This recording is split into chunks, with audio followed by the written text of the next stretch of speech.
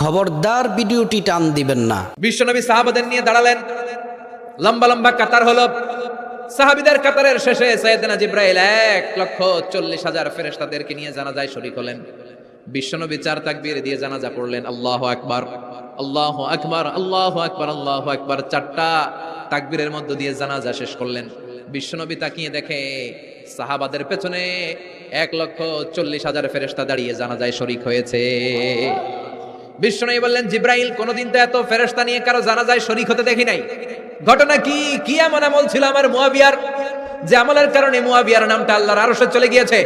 উঠতে বসতে চলতে ফিরতে সব সময় আপনার এই সাহাবী পড়তে থাকতো, কুল হুয়াল্লাহু আহাদ, আল্লাহুস সামাদ, লাম ইয়ালিদ ওয়া লাম ইউলাদ ওয়া লাম ইয়াকুল লাহু কুফুয়ান আহাদ। পড়েন সুবহানাল্লাহ।